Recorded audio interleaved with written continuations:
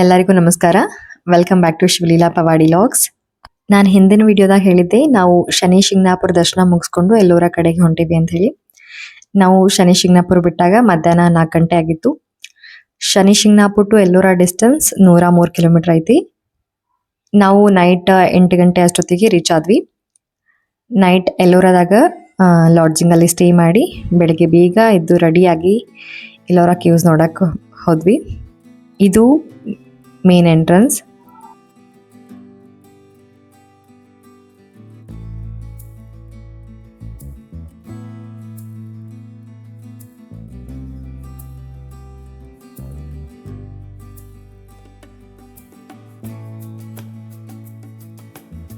ಇಲ್ಲಿ ticket counter ಐತಿ. Ticket ತಗೊಂಡ್ವಿ. ಪರ್ ಪರ್ಸನ್ 50 ರೂಪೀಸ್ ಇರುತ್ತೆ. ಸಣ್ಣ ಮಕ್ಕಳಿಗೆ ಎಂಟ್ರನ್ಸ್ ಫ್ರೀ ಇರುತ್ತೆ.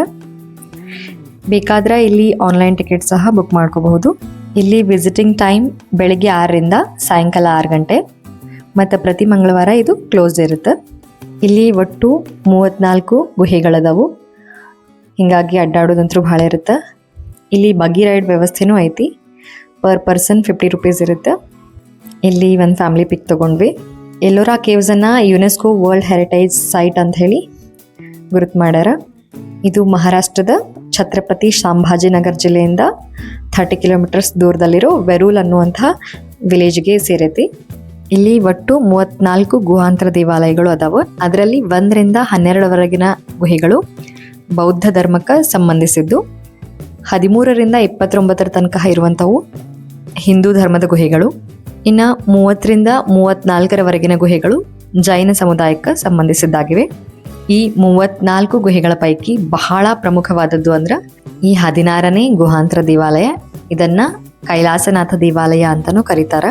ಒಳಗಡೆ ಎಂಟ್ರಿ ಆದ ತಕ್ಷಣ ಮೊದಲಿಗೆ ಈ ಗಜಲಕ್ಷ್ಮಿ ಮೂರ್ತಿಯನ್ನ ನಾವು ನೋಡಬಹುದು. ನಿಜವಾಗ್ಲೂ ಒಂದು ಅದ್ಭುತ ಅಂತ ಹೇಳಿದ್ರು ತಪ್ಪಾಗಂಗಿಲ್ಲ, ಅಷ್ಟು ಚಂದ ಐತಿ. ಈ ಕೈಲಾಸನಾಥ ದೇವಾಲಯ ನಿರ್ಮಾಣ ಆಗಿದ್ದು 8ನೇ ಶತಮಾನದಲ್ಲಿ.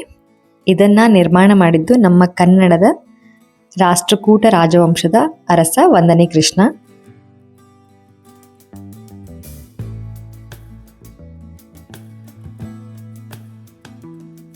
ಈ ಕೈಲಾಸನಾಥ ದೇವಾಲಯ ನಿರ್ಮಾಣ ಮಾಡಕ್ಕೆ ಸುಮಾರು 100 ವರ್ಷಗಳ ಕಾಲ ಶ್ರಮ ಪಟ್ಟಾರಂತ.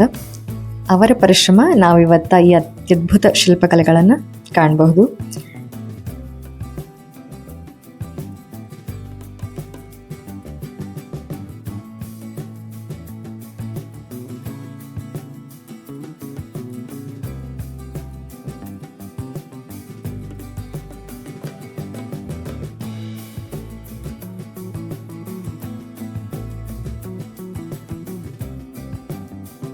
ಇದು ದೇವಸ್ಥಾನದ ಒಳಭಾಗ. ಮೇಲ್ಗಡೆ ಶಿವ ಪಾರ್ವತಿಗೆ ನಾಟ್ಯ ಹೇಳ್ಕೊಳ್ತಿರುವಂಥ ಒಂದು 3D ಕೆತ್ತನೆ ಕಾಣುತ್ತೆ.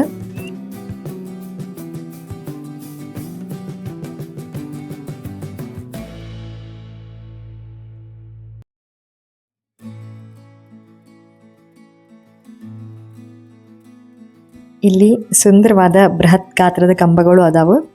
ಬಟ್ ಇಲ್ಲಿ ಬೆಳಕು ಸ್ವಲ್ಪ ಕಡಿಮೆ ಇರೋದ್ರಿಂದ ಕ್ಲಿಯರ್ ಆಗಿ ಕಾಣಿಸ್ತಿಲ್ಲ. ಮಕ್ಕಳನ್ನ ಕರ್ಕೊಂಡು ಬಂದರೆ ಸ್ವಲ್ಪ ಹುಷಾರಾಗಿರ್ಬೇಕಾಗುತ್ತೆ. ಯಾಕಂದ್ರೆ ಇಲ್ಲೆಲ್ಲೂ ಕಟಂಜರಿ ಅದೇನೂ ಇಲ್ಲ. ಸೊ ಅವ್ರನ್ನ ಹಿಡ್ಕೊಂಡೇ ಇರಬೇಕಾಗುತ್ತೆ. ದೇವಾಲಯದ ಸುತ್ತಲೂ ಸಣ್ಣ ಸಣ್ಣ ಗುಡಿಗಳನ್ನು ನಾವಿಲ್ಲಿ ನೋಡಬಹುದು. ಇಲ್ಲಿ ನೋಡ್ತಿರ್ಬೋದು, ಮೊದಲು ಇಲ್ಲಿ ನ್ಯಾಚುರಲ್ ಕಲರ್ಸನ್ನು ಬಳಸಿ ಮಾಡಿದಂತಹ ಪೇಂಟಿಂಗ್ಸ್ ಇತ್ತಂತ. ಕಾಲಕ್ರಮೇಣ ಅದು ಅಳಿಸು ಹೋಗೈತಿ. ಇನ್ನೂ ಒಂದು ವಿಶೇಷತೆ ಏನಂದ್ರೆ ಇದು ವಿಶ್ವದ ಏಕೈಕ ಏಕಶಿಲಾ ದೇವಸ್ಥಾನ.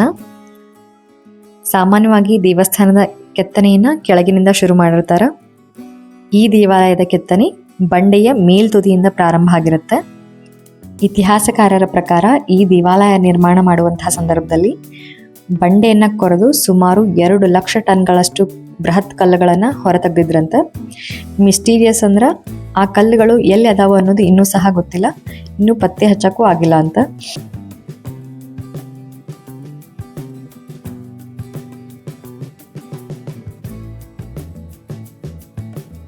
ಇಲ್ಲಿ 2 ದೊಡ್ಡ ಸ್ತಂಭಗಳನ್ನು ನಾವು ನೋಡಬಹುದು. ಒಂದು ಧ್ವಜಸ್ತಂಭ, ಇನ್ನೊಂದು ವಿಜಯ ಸ್ತಂಭ. ನಮ್ಮ 20 ರೂಪಾಯಿ ನೋಟದಾಗೂ ಇದ ಚಿತ್ರ ಐತಿ. ನೀವಿಲ್ಲಿ ಚಿಕ್ಕ ಚಿಕ್ಕ ಕಲಾಕೃತಿಗಳನ್ನು ನೋಡ್ತಿರ್ಬೋದು. ಇದು ರಾಮಾಯಣ ಮತ್ತು ಮಹಾಭಾರತದ ಕಥೆಯ ವಿವರಣೆ. ಇದನ್ನು ದೇವಸ್ಥಾನದ ಎರಡೂ ಭಾಗದಲ್ಲೂ ನಾವು ನೋಡ್ಬೋದು.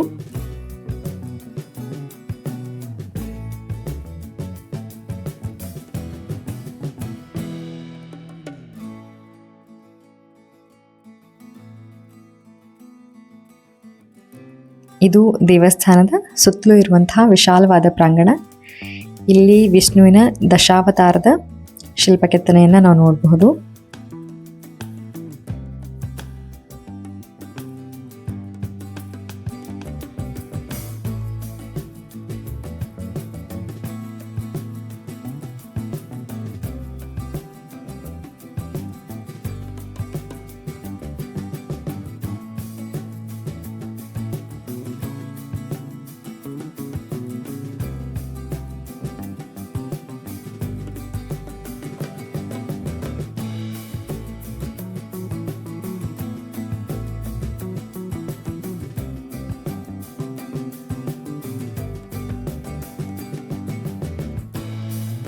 ಇದು ರಾವಣ ಕೈಲಾಸ ಪರ್ವತವನ್ನು ಅಲುಗಾಡಿಸಲು ಪ್ರಯತ್ನ ಮಾಡ್ತಿರುವಂತಹ ಒಂದು ಸನ್ನಿವೇಶ. ಈ ಪ್ರಾಂಗಣದಿಂದ ದೇವಾಲಯವನ್ನು ನೋಡುವಾಗ ಕೆಳಭಾಗದಲ್ಲಿ ನಾವು ಸಾಲಾಗಿ ಇರುವಂತಹ ಆನೆಗಳನ್ನು ನೋಡಬಹುದು. ಇದು ನೋಡಕ್ಕೆ ಹೆಂಗೆ ಅನ್ಸುತ್ತೆ ಅಂದ್ರೆ ಆನೆಗಳು ದೇಗುಲವನ್ನು ತಮ್ಮ ಬೆನ್ನ ಮೇಲನ ಹೊತ್ಕೊಂಡು ನಿಂತವೇನೋ ಅನ್ನೋ ಥರ ಕಾಣಿಸುತ್ತೆ. ಬಟ್ ಭಾಳ ಮೂರ್ತಿಗಳು ಭಗ್ನಗೊಂಡ ಸ್ಥಿತಿಯೊಳಗದಾವು. ರೀಸನ್ ಏನಂದ್ರೆ ಮೊಘಲರ ದೊರೆ ಔರಂಗಜೇಬ ತನ್ನ 1000 ಸೈನಿಕರಿಂದ 3 ವರ್ಷಗಳ ಕಾಲ ಈ ಗುಹಾಂತರ ದೇವಾಲಯಗಳನ್ನು ಧ್ವಂಸ ಮಾಡೋ ಪ್ರಯತ್ನ ಮಾಡಿದ್ದಂತ. ಬಟ್ ಅದು ಪೂರ್ತಿ ಸಾಧ್ಯ ಆಗಿಲ್ಲ. ಅದು ಕೆಲವೊಂದಿಷ್ಟು ಕೆತ್ತನೆಗಳು ಭಗ್ನಗೊಂಡಿರೋದನ್ನು ನಾವಿಲ್ಲಿ ನೋಡಬಹುದು. ಇದು ಶಿವ ಪಾರ್ವತಿ ಜೊತೆಗೆ ನಂದಿ ಇರೋ ಚಿತ್ರ. ಇದು ರಾವಣ ಶಿವನನ್ನು ಒಲಿಸಿಕೊಳ್ಳೋದಕ್ಕೋಸ್ಕರ ತನ್ನ 9 ಶಿರಗಳನ್ನು ಕತ್ತರಿಸ್ತಾನ. ಕೊನೆಗೆ ತನ್ನ 10ನೇ ಶಿರ ಕಡಿಯುವಂಥ ಸಂದರ್ಭದಲ್ಲಿ ಶಿವ ಪ್ರತ್ಯಕ್ಷ ಆಗುವಂಥ ಒಂದು ಸನ್ನಿವೇಶ. ಹಿಂಗೆ ಹಲವಾರು ಸುಂದರ ಕಲಾಕೃತಿಗಳನ್ನು ನಾವಿಲ್ಲಿ ನೋಡಬಹುದು. ಕೈಲಾಸನಾಥ ದೇವಾಲಯವನ್ನು ಬೆಟ್ಟದ ಮೇಲೆ ಹತ್ತಿನೂ ನೋಡಬಹುದು. ಬಟ್ ನಮ್ಮ ಜೊತೆಗೆ ಸಣ್ಣ ಸಣ್ಣ ಹುಡುಗರು ಇದ್ದಿದ್ದರಿಂದ ನಾವು ಅಲ್ಲಿ ಹೋಗಲಿಲ್ಲ. ಇಲ್ಲಿಗೆ ಬಂದ್ರೆ ಸ್ವಲ್ಪ ಟೈಮ್ ತೊಗೊಂಡು ಬರಬೇಕು. ಯಾಕಂದ್ರೆ ಬರೀ ಕೈಲಾಸನಾಥ ಟೆಂಪಲ್ ನೋಡಾಕನ 1 ರಿಂದ 1.5 ತಾಸು ಬೇಕು. ಇವತ್ತಿನ ಈ ವಿಡಿಯೋ ಸ್ಪೆಷಲ್ ಕೇವ್ ನಂಬರ್ 16 ಅಂದರೆ ಕೈಲಾಸನಾಥ ದೇವಾಲಯ. ಇನ್ನು ಉಳಿದಂತಹ ಕೇವ್ಸ್ ವಿಡಿಯೋನ ನಾನು ಮುಂದಿನ ಭಾಗದಲ್ಲಿ ಅಪ್ಲೋಡ್ ಮಾಡ್ತೀನಿ.